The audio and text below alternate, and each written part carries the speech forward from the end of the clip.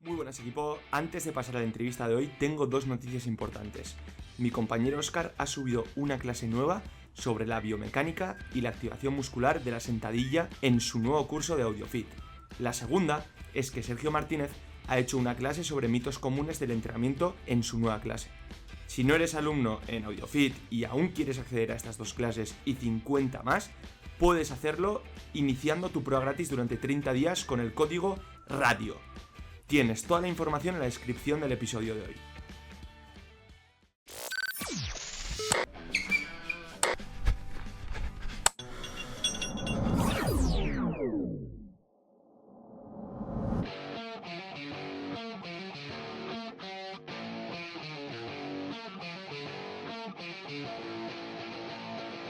Muy buenas a todos, AudioFitters.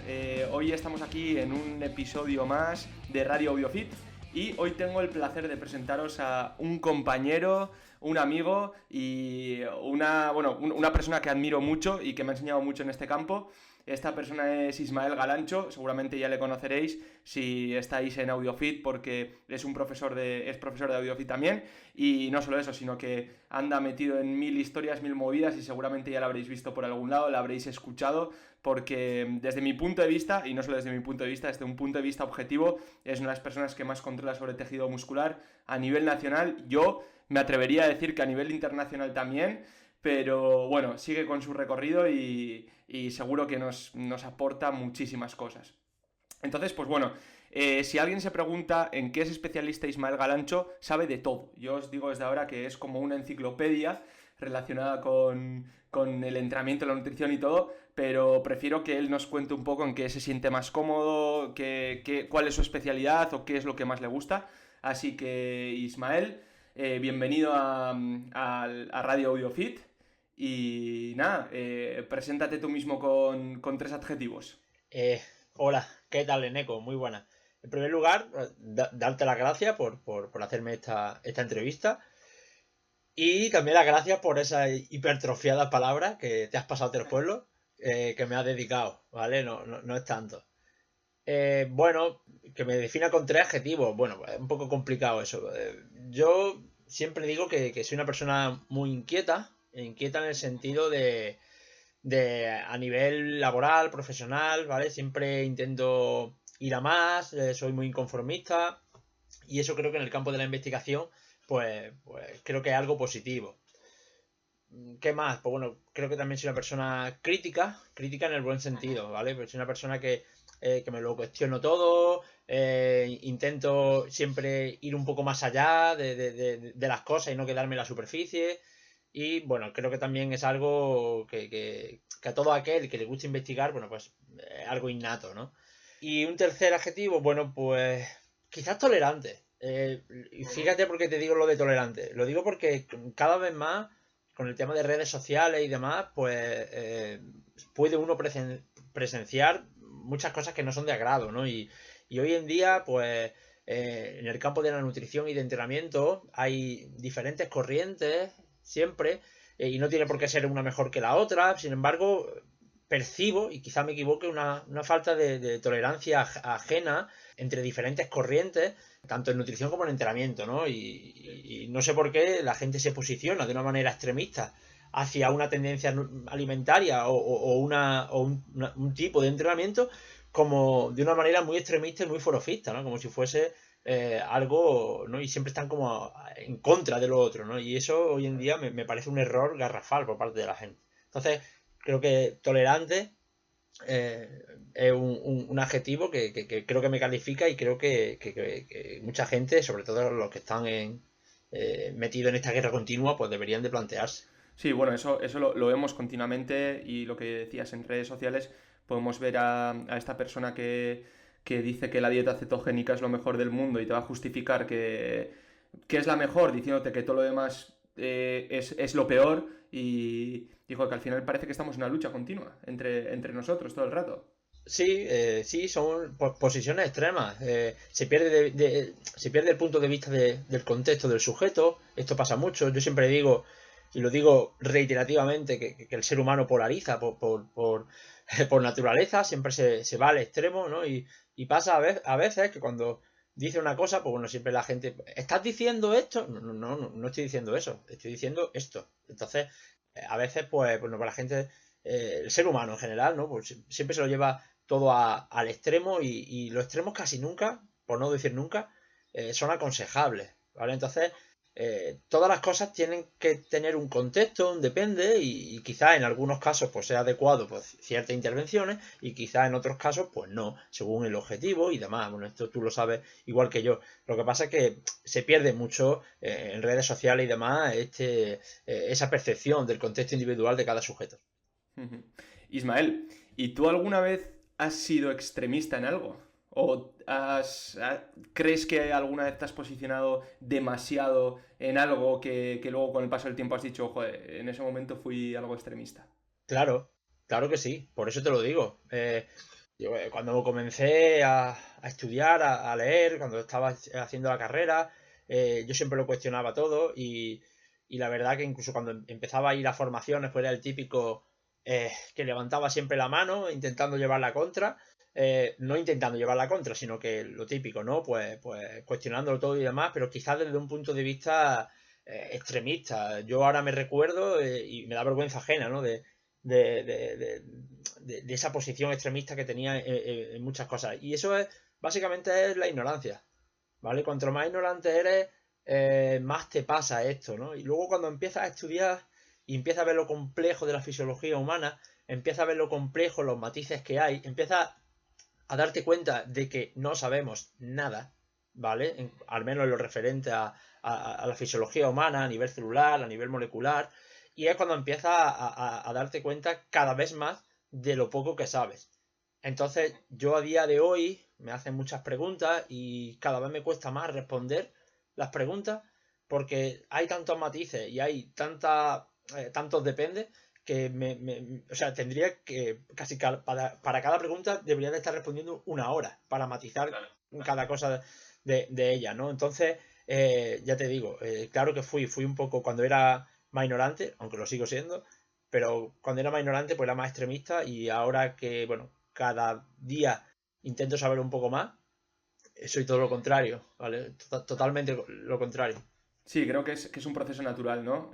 Un proceso natural, o bueno, un proceso que no debería ser tan natural el pasar por un extremismo, pero que es lo que suele pasar porque yo también lo he sido en su momento, ¿no? Y creo que muchísima gente que admiro, muchísima gente que está en el top, pues lo ha sido en algún momento y luego siempre te dicen lo mismo, ¿no? Que es por esa ignorancia, porque te vas aferrando a diferentes extremos.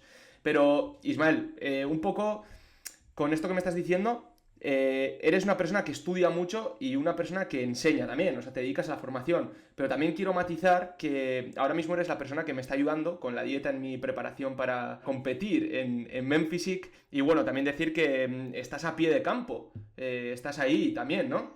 Sí, bueno, aparte de llevar asesorías tanto en entrenamiento como en nutrición y tanto a nivel deportivo, llevo a deportistas como a nivel clínico también, llevo personas con patologías, tú sabes que le doy a todo.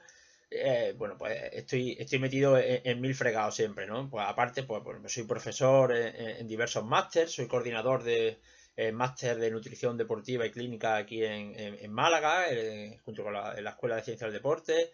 También estoy investigando en la Universidad de Málaga, junto a mis compañeros pues, Salvador Vargas, con Sergio Espinar y demás. Pertenezco también al grupo de la SEDO, que es la Sociedad de Estudio de la Obesidad Española. Bueno, y soy ponente en diversas entidades formativas.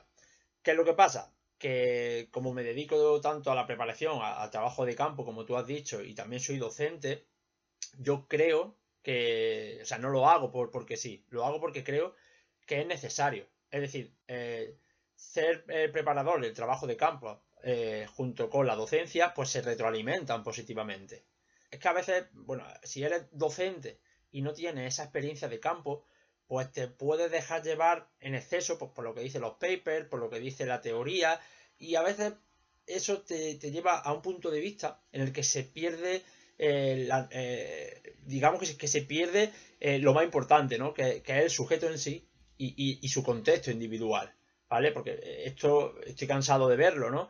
Veo a lo mejor algún ponente, sin ánimo de ofender a nadie, Bueno, pues que la ciencia dice esto, vale, eso es real, eso se puede llevar o sea, ¿tú has probado hacer esto que me estás contando con una persona real? Porque al final pues, tenemos que partir de que cualquier intervención, la base es crear adherencia, la base es llevarlo a la realidad, ¿no? Entonces, cuando trabajas en ambas cosas, a la hora de ser profesor, de ser docente, relativizas todo mucho más y no te dejas llevar tanto simplemente por conclusiones que dicen los estudios y demás, ¿no? A la contra es igual, trabajo de campo sin estudio, pues obviamente, esto no hace falta que yo lo diga, pues no tiene sentido, ¿no? Entonces, bueno, pues al combinar ambas, pues eso te da una visión más pragmática y bueno, pues al final, pues cuando das las clases o das ponencias, pues lo haces desde un punto de vista pues más crítico, más lógico y sobre todo pues más adaptado a la realidad.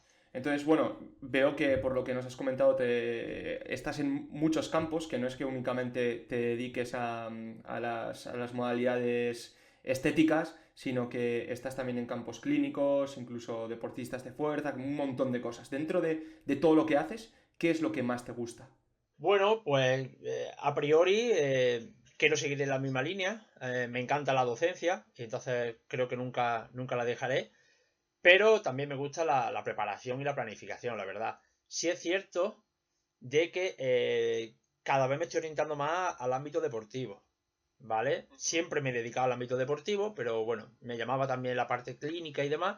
Pero sí que es cierto que cada vez más y creo que de cara a los próximos años me voy a enfocar más al ámbito deportivo. Ujú. Pues bueno, ya que vas a inclinarte un poco más hacia ese campo, la entrevista la quiero llevar un poco por ahí y quiero que empecemos con preguntas sobre fisiología y entrenamiento. Entonces, pues bueno, sabes muchísimo, entonces esta entrevista podría durar horas y horas. Entonces, quiero que lo hagamos un poco más sencillo para que la gente lo pueda entender. Sí que es verdad que, como has comentado, es muy complicado muchas veces dar una respuesta contundente porque hay millones de matices dentro de la fisiología, pero bueno, intentar que sea dentro de lo que se puede lo más contundente.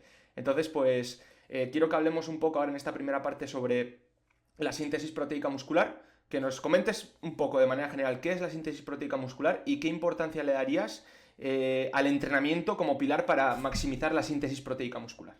Bueno, no me lo pones fácil. A ver, la síntesis proteica muscular, tenemos que saber que nuestros músculos están formados por proteínas, ¿no? Muchas veces cuando nos dice la palabra proteína, siempre se nos viene a la mente la proteína dietética, ¿no? La que consumimos pues, a partir de carne, huevos, leche o fuentes vegetales. Se nos olvida que prácticamente todo nuestro organismo, nuestros tejidos, nuestras células, nuestros receptores de membrana, enzimas, pues todos son proteínas, ¿no? Y nuestro tejido muscular pues está formado por proteínas. Y estas proteínas, bueno, pues a su vez están formadas por diferentes aminoácidos. Los aminoácidos se conforman de determinada manera y forman una proteína, ¿no? Por ejemplo, en el tejido muscular, pues, actina, miosina, titina, ligulina, cualquier tipo de proteína. ¿Qué pasa? Que cuando nosotros queremos maximizar la hipertrofia muscular, lo que estamos buscando es mediante un estímulo y que sería el entrenamiento y dándole un contexto adecuado a nivel celular, ¿no? Que sería a través de la ingesta proteica, lo que queremos es maximizar que nuestras propias células sinteticen las proteínas que conforman nuestro tejido muscular. ¿Ok? De esa manera aumentará la sección transversal del músculo y es lo que conocemos como hipertrofia muscular. ¿Vale? Yo creo que más o menos queda un poco claro, ¿no? Lo que es la síntesis proteica. Vale. Con esto hay mucha controversia porque la gente lee estudios, esto aumenta la síntesis proteica. Vale, la síntesis proteica no tiene por qué ser muscular. La síntesis proteica se da en todos los tejidos. Si tú quieres aumentar la masa muscular, si hay algo que aumenta la síntesis proteica a nivel intestinal, pues a ti eso te da igual. Entonces, a la hora de leer estudios es importante que se vea y que se especifique. A veces se miden marcadores de síntesis proteica en general, pero es la síntesis proteica muscular la que nos interesa maximizar. Incluso dentro de la síntesis proteica muscular, ¿vale? La que nos interesa es la miofibrilar. Porque si lo que está aumentada la síntesis proteica de colágeno, de la matriz extracelular o de proteínas mitocondriales, ¿vale? Que también nos interesa en otro aspecto, pero eso no está relacionado con la hipertrofia muscular, ¿ok? El entrenamiento de fuerza, ¿qué es lo que hace? Bueno, pues el entrenamiento de fuerza, cuando sometemos nuestros músculos a una carga, ¿vale? A una tensión mecánica, digamos que hay unos receptores en las células musculares que se llaman integrinas, que van a detectar esa carga, esa tensión mecánica, y se va a dar un proceso que conocemos como mecanotraducción. Es decir, ese estrés mecánico se va a convertir en un estrés mecánico-químico. Es decir, se van a activar una serie de vías de señalización que le van a decir a tu célula muscular, sintetiza proteína. ¿Vale? ¿Para qué? Para regenerar o para adaptar a ese músculo ante ese entrenamiento con carga. ¿Qué es lo que pasa? Pues que la tensión mecánica es el principal mecanismo por el cual nosotros mantenemos o aumentamos la masa muscular. Es decir, muchas veces la gente se preocupa de que tiene que estar comiendo cada 3 horas o cada 5 horas o que no puede ayunar porque va a perder masa muscular, y eso no sucede así. ¿Vale? Sin embargo, sí que sucede una pérdida drástica de la masa muscular cuando nosotros no sometemos nuestro tejido muscular a una tensión mecánica. Hay un experimento muy interesante de Van Loon en los que quería investigar de qué manera podía prevenir la pérdida de masa muscular en personas que estaban en un hospital encamadas, ¿vale? Pues fíjate, Neko hizo dos cosas muy sencillas. Le quitó el mando de la tele en el hospital y la enfermera, en vez de llevarle la comida a la cama, se la dejaban en el pasillo. Claro. Estos sujetos se podían mover. Simplemente por levantarse a cambiar el canal de la tele y simplemente por levantarse al pasillo a coger la comida, perdieron un 40% menos de masa muscular que el otro grupo. ¿Vale? Entonces, la tensión mecánica es importantísimo. ¿Qué pasa si entrenamos fuerza, ¿vale? Y estamos dando este estímulo, pero no le damos, o sea, tenemos el estímulo, ¿vale? Pero no le damos el contexto adecuado para sintetizar proteínas, no le damos esos ladrillos, que son la proteína. Bueno, pues en este caso sería un atraso también, porque sí que es cierto que el entrenamiento de fuerza aumenta la síntesis proteica, pero si nosotros no le damos esos ladrillos, nuestro cuerpo lo va a sacar de los propios que ya tiene. De hecho, nuestro cuerpo puede degradar proteínas en un sitio, formar aminoácidos y con esos aminoácidos sintetizar proteína en otro sitio que haga falta. Incluso dentro de una misma célula, se puede dar en un lado una degradación proteica para sintetizar proteínas que se requieran en este caso. Pues puede ser un receptor de membrana o en este caso proteínas miofibrilares. ¿Ok? Entonces, bueno, esto se llama por proceso de autofagia, de ubiquitinación y demás. Entonces, los procesos de anabolismo y catabolismo, que siempre se hablan como procesos contrarios, no son tan contrarios y de hecho se pueden dar a la vez. De hecho, se dan a la vez, ¿no? Entonces, lo que quiero decir es que requerimos fundamentalmente de un estímulo mecánico y necesitamos, obviamente, suministrar material para construir ese tejido, que en este caso sería la ingesta proteica. Con esto yo creo que ha quedado clarísimo, y sobre todo el pequeño matiz este de que, joder, que al final no es voy a comer proteínas y ya está, o voy a entrenar y ya está, sino que necesitamos todo, las dos cosas para maximizar este proceso. Sí, se requieren las dos cosas y en su justa medida. Eso es. Joder, pues también relacionado con esto, quiero que nos hables del complejo proteico mTOR, porque ahora parece ser que se ha vuelto famoso y que todo el mundo conoce al señor mTOR, pero no sé si la gente sabe de verdad qué función tiene en la hipertrofia muscular, porque ahora parece ser que todo se achaca a mTOR y que sin mTOR no hay nada, o bueno, directamente la gente no sabe ni lo que es mTOR. Entonces, quiero que nos hables un poco por encima de esto y cuál es la función principal. Vale, bueno, esta pregunta la haces por ti, ¿verdad? La hago por mí. A ver, mTOR es un complejo proteico que se descubrió hace bastantes años, ¿vale? Y es antiguo, lo que pasa es que sí que es cierto que en los últimos 10 o 15 años pues está cobrando más relevancia, ¿no? Sobre todo Sabatini, que es un gran investigador que investiga sobre mTOR. mTOR es un complejo proteico, son dos, mTOR C1 y mTOR C2, es una serina treonina quinasa, ¿vale? Y de forma muy resumida lo que hace mTOR es regular o coordinar los procesos anabólicos a nivel intracelular, no solo en el tejido muscular, ¿vale? Y cuando digo procesos anabólicos, automáticamente nos estamos yendo ya a tejido muscular, no. Anabolismo es construcción, ¿no? de creación, y mTOR pues regula también la biosíntesis de lípidos, ¿vale? De grasa, regula también la biosíntesis de ácidos nucleicos, regula también la autofagia, ¿ok? Entonces, mTOR está involucrado en muchos procesos, ¿no? Entonces, que algo estimule o active mTOR no es sinónimo de un aumento de la masa muscular, ¿ok? Luego, aparte, después de mTOR lo que hace es activar otras proteínas que lo que nos llevan en última instancia es a aumentar la síntesis proteica. Pero estas proteínas también se pueden activar de forma independiente a mTOR. Es decir, que puede no haber una activación de mTOR y haber un aumento de la síntesis proteica o viceversa. Eso es, que es lo que nos interesa, ¿no? Al final, que aumente la síntesis proteica muscular. Sí, lo que hace a nivel muscular, lo que hace mTOR, mediante otros complejos proteicos que están debajo, es aumentar la iniciación y la elongación de la síntesis proteica. La síntesis proteica tiene tres pasos, hay más, pero principalmente tres: iniciación, elongación y terminación. Pues el paso limitante es sobre todo la iniciación y es lo que suele activar la mTOR, también la elongación. Pues perfecto, yo creo que más o menos con esto queda claro y sobre todo matizar el punto que comentabas que se puede saltar ese paso del mTOR, o bueno, más que saltar ese paso, sino que no es necesaria la activación de mTOR para que se dé la síntesis proteica muscular, con lo que mucha gente siempre achaca que es, digamos, un paso obligatorio para que se dé ese punto. No, hombre, voy a matizar que es el gran regulador maestro del anabolismo y de la síntesis proteica, pero primero, la activación de mTOR puede estar encadenada a otros procesos, como te he dicho, por ejemplo, la biosíntesis de lípidos, y que también puede haber activación de la síntesis proteica por mecanismo independiente. El entrenamiento de fuerza activa mTOR mediante ese proceso de mecanotraducción que te he dicho antes, y la ingesta proteica pues lo hace, activa mTOR también por señalización de diferentes aminoácidos, y ahí es donde cobra importancia la leucina, ¿no? Porque la leucina es un aminoácido, hay más, ¿vale? De hecho, sabemos que la arginina y la methionina también lo pueden activar mTOR, pero la leucina lo hace en gran medida. Por diferentes, no voy a explicar, pero por diferentes procesos. Sí, pero por diferentes mecanismos. Activa digamos que la leucina es, si la síntesis proteica la comparamos como una hormigonera, ¿no? Que se encarga de hacer cemento, bueno, pues lo que hace la leucina es simplemente encenderla, ¿no?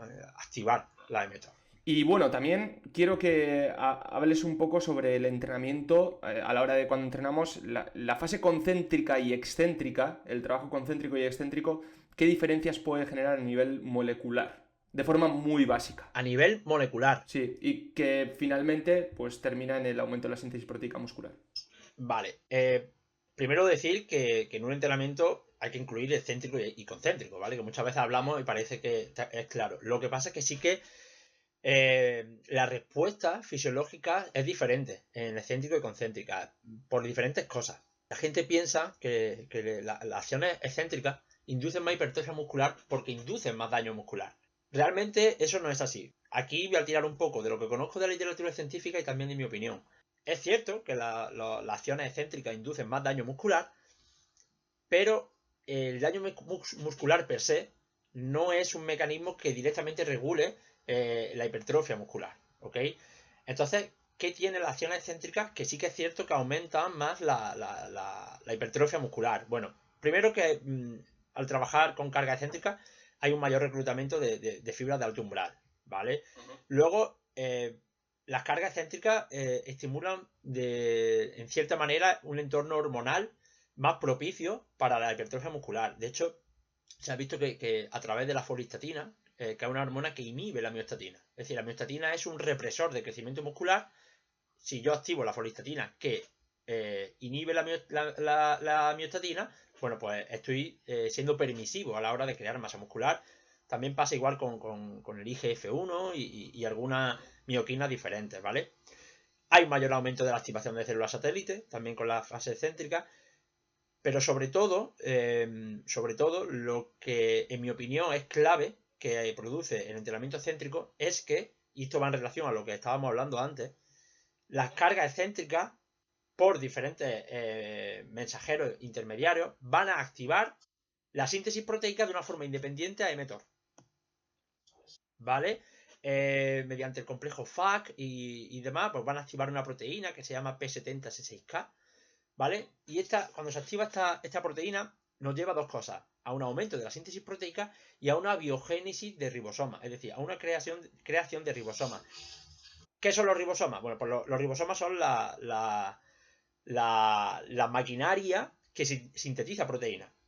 Por lo tanto, si nosotros aumentamos el número de máquinas que sintetiza proteínas, pues tendremos una mayor síntesis proteica. Es decir, nosotros tenemos una máquina que sintetiza proteínas. Podemos hacer dos cosas. Una, pues ponerle las pilas para que sintetice más proteínas. Y dos, pues poner más máquinas para que sintetice proteínas. Yo esto siempre lo explico como si fuese un restaurante, ¿no? Yo digo que mTOR es un maestro de cocina, ¿vale? Y que cuando se activa, pues hace dos cosas principalmente. Una, que es ponerle las pilas a todos los cocineros para que fabriquen más platos. Los platos serían la proteína. Y lo que hace es contratar más cocineros. Es decir, poner más ribosomas para que haya mayor síntesis proteica. Bueno, pues el entrenamiento céntrico puede hacer esto a través de la P70 C6K de forma independiente a la activación de mTOR. Entonces aquí, esta es una cosa interesante por la que hay, bueno, como en todos los casos hay extremistas, ¿no? Y más de una vez he visto que en el entrenamiento hay gente que se posiciona diciendo que no, que lo importante es la fase excéntrica del entrenamiento, que solo hay que hacer fase concéntrica, cuando en realidad tenemos que ver que es justo lo que hemos comentado al principio, en entrenamientos tiene que haber tanto la fase excéntrica como la fase concéntrica, es propio del entrenamiento, y que en ciertos momentos igual nos interesa enfatizar un poco más esa fase excéntrica, un poco menos lo que sea, pero entender que hay ciertos mecanismos que también pueden ser diferentes. Sí, está claro. No debemos de diferenciar la parte excéntrica y la parte concéntrica. Obviamente ambas forman las dos caras de una misma moneda que son y que están intrínsecas dentro del propio entrenamiento. ¿Ok? Eso está claro, eso hay que dejarlo claro. Lo que pasa es que es cierto que, y por eso es uno de los motivos por los cuales cuando hacemos un entrenamiento basado en hipertrofia, pues se recomienda en cierta medida retener la fase excéntrica, ¿no? Aumentar esta fase para luego hacer una fase concéntrica más explosiva, ¿no? Entonces, básicamente, ese es el motivo por el cual se recomienda retener esa fase excéntrica. Lo que sí quería matizar es el hecho de que la fase excéntrica no induce esa mejora del aumento de la masa muscular porque cree más daño muscular. Eso es un error, ¿vale? Luego, a nivel clínico, ¿vale? Hay otro motivo y otras cosas, ¿vale? Que cabría señalar, pero bueno, eso lo dejamos ya para otra entrevista. Perfecto. Si te gusta lo que hacemos y quieres seguir aprendiendo, puedes acceder a más de 20 audiocursos sobre entrenamiento, hipertrofia y nutrición gratis durante 30 días con el código RADIO. Dicho esto, continuemos con la entrevista de hoy.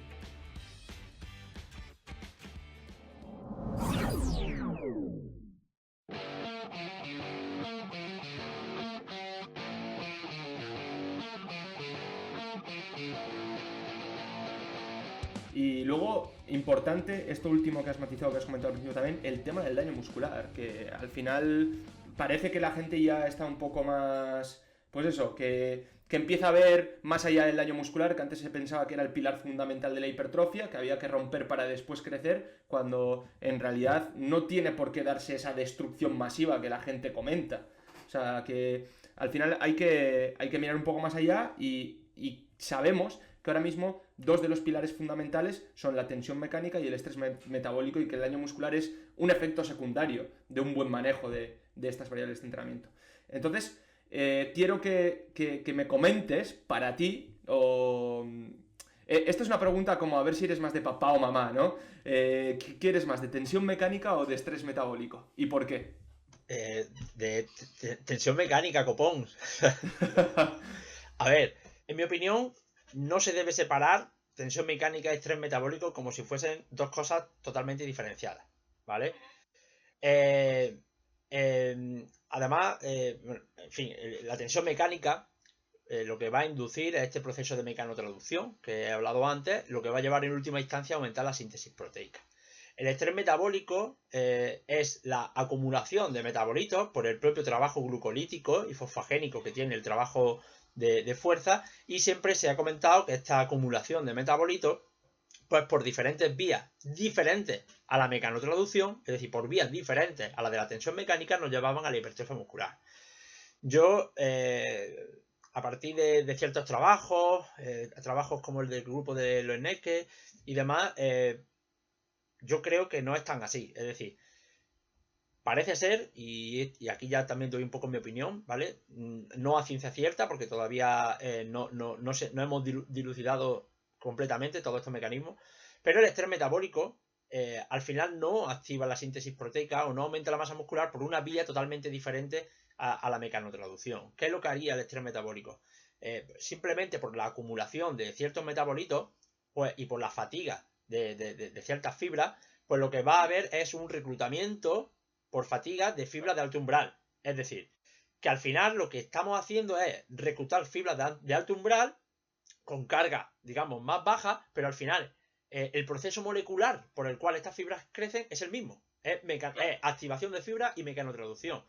De hecho, siempre se ha dicho que, por ejemplo, una vía que se llama la vía de las MAP quinasas era activada por ciertos metabolitos, pero no está del todo claro, ¿vale? De hecho, parece que eso, ¿no? Que al final simplemente el estrés metabólico lleva a un aumento de la masa muscular por un proceso que al final, en última instancia, no es más que mecanotraducción y reclutamiento de fibra de alto umbral. Bien, eso por un lado. Sin embargo, en mi opinión, sí que hay algunos factores que, por ejemplo, en este trabajo no se comentaron, por los cuales un aumento del estrés metabólico sí que puede producir, en cierta manera, no tanto como la mecanotraducción, que sería lo principal, pero sí puede inducir hipertrofia muscular. Y son dos cosas principalmente. Bueno, serían tres, iba a decir mioquina, pero las mioquinas se secretan igual con más carga, con altas cargas que con más bajas cargas. Entonces, es verdad que a mayor depresión del glucógeno, mayor secreción de interleuquina 6, que es una mioquina clave en la hipertrofia muscular, pero bueno, al final del entrenamiento, si hay una depresión del glucógeno, pues se va a dar el aumento de mioquina de la misma forma. Entonces, ¿cuáles son las otras dos? Pues son las especies reactivas de oxígeno, ¿vale? Y de nitrógeno, ¿vale? Que tienen cierta... por diferentes vías pueden aumentar el aumento de la masa muscular, por activación de células satélite y por otras cosas, ¿vale? Y estas sí que se van a expresar en mayor medida cuando entrenamos más enfocado a estrés metabólico. Y luego estaría el cell swelling. El cell swelling es lo que toda la vida los culturistas han llamado el pump, ¿vale? El pumping, eso es. El pumping, el bombeo, ¿vale? Que bueno, que se hacía de una forma parecía que era esta hipertrofia transitoria, ¿no? Que te aumenta, sí. O sea, lo típico, ¿no? El viernes por la noche hago bíceps para ir a la discoteca con la camiseta apretada, ¿no? Bueno, pues eso se ha hecho siempre, pero sin embargo a día de hoy, y a mí esto me gusta porque muchas veces se critica la vieja escuela, y es verdad que se hacían cosas por hacer, porque no había, o la ciencia no llegaba, o no estaba a la orden del día en estas cosas, pero, bueno, ellos decían que a ellos le iba bien. Bueno, pues a día de hoy sí que sabemos que tiene una explicación fisiológica, y este cell swelling, al final no es más que el aumento de líquido intramuscular, un edema y demás. Pues este cell swelling va a activar a nivel de la membrana del tejido muscular las mismas integrinas que también se activan cuando se detecta la tensión mecánica. Es decir, la tensión mecánica es tú sometes a carga externa y de afuera adentro, digamos que hay un proceso de mecanotraducción, y aquí sería al revés, ¿no? Digamos que por ese hinchamiento a nivel celular, pues se expande el sarcolema, la membrana de la célula muscular, las integrinas lo detectan como, entre comillas, una agresión, por decirlo de alguna manera, y activa las mismas vías que van a llevar a la síntesis proteica muscular, ¿vale? ¿En qué medida? Pues no lo sabemos, ¿vale? Por eso te digo que lo principal es la tensión mecánica. Sí que están estas dos vías, y todo esto es un poco más mi opinión en función a lo que conozco, ¿vale? Que otra cosa, porque no podría demostrar, no está todavía 100% demostrado, pero bueno, sí que son dos cosas por las que el estrés metabólico podría llevar de forma independiente a la mecanotraducción, a la hipertrofia muscular. Pero en mi opinión la tensión mecánica es la clave. Claro. Digamos que para resumir y de alguna manera lo que necesitamos es esta activación de todas las unidades motoras y la fatiga de estas unidades motoras. Y tanto por una parte con cargas altas como con cargas bajas obtenemos lo mismo. Entonces, pues que al final no es que tengamos que decir hago A o B, sino que los mecanismos son similares. Y luego lo que has comentado, que parece ser que hay otros mecanismos, pero que todavía están por estudiar más para estar seguros de que puedan darse. Sí, y luego que siempre digo, al final lo que tenemos que hacer es entrenamiento inteligente. Es decir, si tenemos diferentes mecanismos para aumentar la hipertrofia muscular, vamos a manipular todas las variables, vamos a manipular todas estas cosas que tenemos, estas herramientas, por decirlo de alguna manera, y diseñemos un entrenamiento inteligente. Porque si a lo mejor solo me centro en la tensión mecánica, pues simplemente a lo mejor voy a tener una sobrecarga del sistema nervioso central, o voy a tener una lesión a nivel articular. Pues tenemos que ser inteligentes. El problema... o sea, lo que yo percibo que muchas veces es lo que tú has dicho al principio, la gente es de papá o de mamá, y no hay que ser de papá o de mamá, hay que ser de los dos, y hay que querer a los dos igual. Simplemente lo que hay que hacer es diseñarlo de forma inteligente. Y con respecto a lo que dije antes de la tolerancia, pues pasa igual, ¿no? La gente parece que eso es absurdo, yo altas cargas y entrenar con más estrés metabólico parece absurdo, o viceversa. Pasa igual con la frecuencia, no, frecuencia 1, tal, otro no, frecuencia 3, no sé cuánto, extremista. Pues no, lo que tenemos que hacer es manipular las variables, ver todas las herramientas que tenemos, ver también cuáles nos gustan más, cuáles nos funcionan mejor y probar. Claro. Y relacionado con esto ya te voy a hacer unas preguntas cortas sobre entrenamiento y que encima esto con la frecuencia. Y como son preguntas cortas, quiero que sean respuestas cortas también, en la medida de lo posible. Así que si quieres empezamos, ¿te parece? Vale. Venga, ¿alta o baja frecuencia para hipertrofia? Si me iguala volumen, me da igual. Me ha gustado. ¿Entrenamiento al fallo siempre o no? No. El entrenamiento al fallo siempre no. Yo soy más pro fallo que tú, lo sé. Sí. Tú eres menos aficionado al fallo. Yo soy un poco. Yo todavía sigo pensando que el fallo tiene su protagonismo en cierta manera en la hipertrofia muscular. El problema es el abuso. Para mí el fallo tiene que ser como una estrategia, es decir, como una herramienta usada de forma puntual y de forma correcta. Y sí que creo que todavía tiene cierta importancia en cuanto a la hipertrofia muscular. El problema es que venimos de eso, ¿no? De pensar que el daño muscular es clave y abusar del fallo muscular. Eso es. O incluso de ir más allá del fallo muscular siempre, que es lo que se ha visto siempre, ¿no? De tener al compañero detrás para que nos ayude a hacer 5 repeticiones más de las que podemos hacer. Claro, es que. Y eso todavía se sigue viendo, ¿vale? Y échame un cable, ¿vale? Voy a hacer 10 rep y en la primera ya se ha quedado pinchado. ¿En serio? Eso es. O sea que hasta las de 10. Vale. Vale, siguiente pregunta corta. ¿Autorregulación o lo que toca? En el sentido de, por ejemplo, me toca hacer 3 series de 10 repeticiones con 50 kilos. Pues por mis huevos hago 3 de 10 por 50 kilos o autorregulo. En mi opinión, autorregulo. Vale, perfecto. Pues vamos ahora, ya que hemos hecho estas preguntas cortas y creo que han quedado bastante claras, a unos cuantos consejos. El primero de todos, ¿qué consejos darías a un novato que se quiere iniciar en el mundo de la fuerza hipertrofia? Para ti, el que sea el consejo más importante o el consejo que te hubiera gustado que te dieran cuando empezaste en este mundo. Mira, te voy a contestar porque se me ha venido a la cabeza, no el consejo que me hubiese gustado a mí, porque en mi época esto no existía, sino te voy a dar un consejo un poco más actual. Y es que antes de comprarte un encoder, un velocímetro, zapatillas de power, antes de comprarte los suplementos, que te enseñe a entrenar, que realice una buena técnica y que aprenda a comer correctamente, ¿vale? Porque hoy en día creo que antes de ni siquiera saber hacer iba a decir una sentadilla, pero ni eso. O sea, antes prácticamente de entrar en el gimnasio, pues bueno, pues veo a chavales pues, que van equipados con ropa, con apps, en fin, con un montón de cosas que están bien, pero se nos olvida empezar por la base, ¿no? Que es realizar una buena técnica, enseñar, tener unos hábitos tanto nutricionales como de entrenamiento adecuados y luego una vez vayamos progresando y demás, pues iremos pues profesionalizando, por decir de alguna manera, el entrenamiento, ¿no? Pero la casa hay que empezarla por la base. Sí, que la gente se salta eso. Para mí un muy buen consejo. Y ahora otro consejo, pero este es para una persona que ya lleva entrenando algo de tiempo y se estanca en su progreso. Que te dice, jo, Ismael, es que no mejoro, haga lo que haga no mejoro, he probado 1000 rutinas que he visto por internet y tampoco mejoro, ¿y qué puedo hacer? Que vaya a la farmacia. No, es broma. es broma, ¿eh? A ver, en principio que se baje un poco del burro. A ver, muchas veces esperamos resultados diferentes haciendo siempre lo mismo.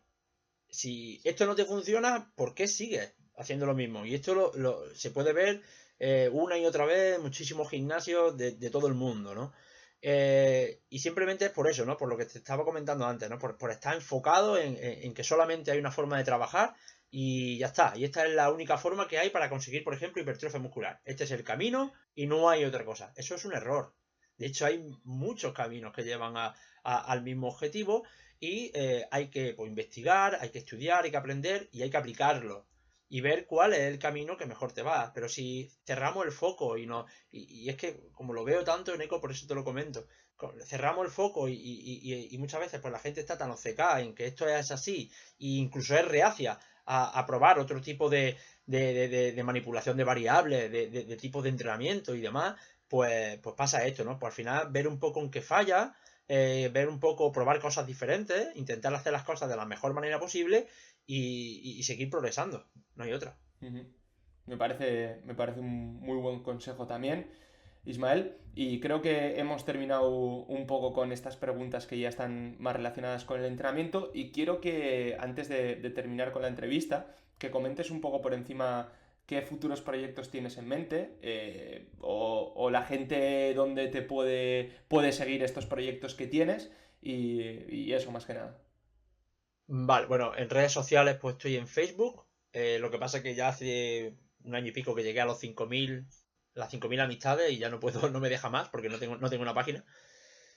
Ni tengo tiempo de crearla, así que no la voy a crear de momento. Estoy en Instagram, que llevo solo 4 o 5 meses, no llevo más en Instagram. Estoy en Twitter también, aunque también he bajado la actividad ahí. Y bueno, estoy creando mi página web, que se va a estrenar en breve, ¿vale? La tengo ahí un poco parada, pero se va a estrenar ahora en breve. Y en cuanto a proyectos, bueno, pues te puedo comentar los que tengo antes de verano. Bueno, tengo un congreso muy top contigo. Sí, algo haremos súper guay que anunciaremos. Bueno, imagino que cuando salga esta entrevista ya se habrá anunciado, así que la gente esté atenta a nuestras redes sociales. Vale, pues perfecto. Luego tengo un proyecto con Sergio Espinaz también, que no puedo decir todavía gran cosa. No sé si cuando salga la entrevista pues ya estará en marcha, pero tengo ahí un proyecto con Sergio Espinaz que creo que va a estar bastante bien.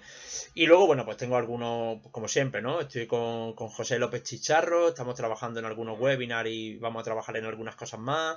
Tengo un congreso donde hablaré sobre la importancia del tejido muscular y del entrenamiento de fuerza en personas con cáncer. Eh, Tengo un congreso en México, voy a México en julio, donde voy a hablar de entrenamiento para la hipertrofia, nutrición para la hipertrofia y entrenamiento de fuerza para la salud. Y bueno, luego alguna que otra cosilla más. Eso es lo que tengo de cara de aquí hasta junio, ¿no? En estos 2 meses, ¿vale? Y luego, bueno, pues planteando ya un montón de cosas ya para después de verano. Joder, qué bien, qué bien. Pues eso, que la gente esté atenta a todo lo que se va haciendo, porque ya os digo yo de primera mano que lo que hace Ismael es único, así que si podéis asistir, podéis ver cosillas, pues joder, imagino que ya después de ver esta entrevista que hemos hecho, pues ya tendréis las cosas más claras. Así que nada, por mi parte, Ismael, yo creo que ha sido una entrevista entretenida y que has aclarado muchísimas cosas y que la gente pueda aprender mucho. Así que no sé si quieres añadir algo más o no. Nada, pues simplemente decir, bueno, darte las gracias de nuevo y luego, pues cuando tenga la página web, pues te entrevistaré yo a ti. Venga, perfecto, me gusta. Así que nada, tío, un fuerte abrazo y seguimos en contacto. Si ya sabéis, Audiofitters, si os gusta esta entrevista con Ismael y si él quiere, claro, se puede repetir tocando algunos otros temas. Así que Ismael, nos vemos pronto y muchísimas gracias. Ok, pues nada, gracias a ti, Eneco. Un abrazo.